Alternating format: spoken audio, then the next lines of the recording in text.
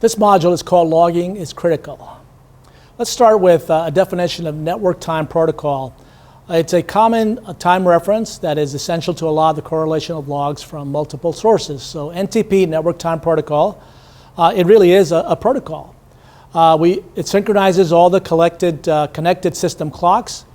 It's available on almost all devices, and it's available for free. So NTP has 15 strata, and each strata is a reflection of how many hops away it is from the stratum 0 reference clock that we'll talk about here in a moment. Stratum 16 is unsynchronized, meaning that they're not using NTP, the NTP protocol.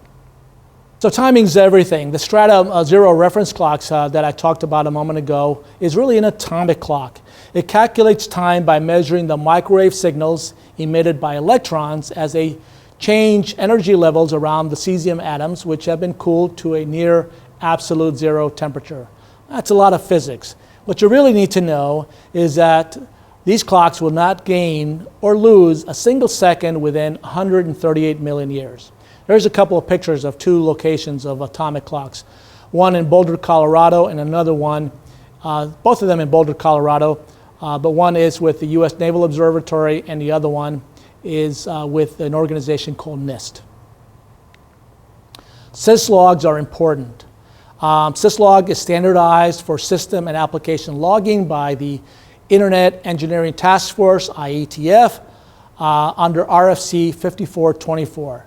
It establishes facility levels to identify the application that's generating the log entry, and also establishes severity levels to identify the importance and contents of the log entry.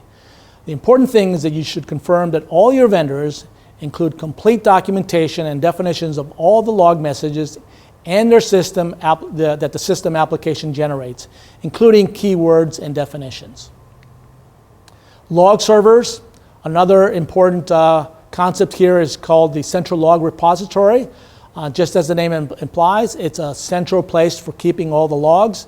Enables system applications analysis and auditing by collecting the logs of multiple systems and applications in a single location.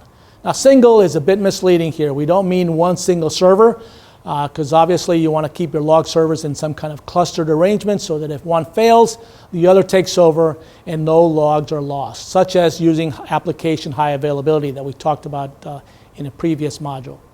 So it separates the software and the hardware that stores the logs from the software and hardware that generates them. It's an extra layer of security to ensure that you've got the logs and can maintain the logs. Log servers are also important for intelligent analysis and reporting. Allows you to bring cross-system and cross-application reviews, allows you to do comparison and assessment of the logs. We can pull these very quickly from a central log repository, and they are very detailed. They easily identify the trends, the problems. We can do correlation and help to build intelligence and forecasting even future behaviors. So detailed reporting of events from a single location instead of pulling logs from numerous sources and manually evaluating them, which is very time and labor intensive, sometimes even impossible to do. Log retention is also important. Asking the question, how long do you keep the logs? The answer is really, it depends. What is the source of the logs? How critical is the system? Where was the system located? What are the legal and regulatory requirements? Because logs at the end of the day are evidence. And probably the most important thing to answer the question of how long do you keep it is, what does your policy say? So your policy should be established, and you should keep your logs for exactly as the policy requires, not less and not more. Non-repudiation is another important concept in logs. Repudiation means refute. Refute means to deny. So non-repudiation means that it cannot be denied. So it's the ability to prove authenticity when it is refuted. So it has significant importance in the world of information security, in criminal and civil law, and certainly in computer forensics. So here's a little scenario. A group of employees in your business are known to cause trouble. And recently someone within that group sent a very insulting email to the general manager of the company. The individuals claim that they never wrote the email, even though it came from one of their accounts.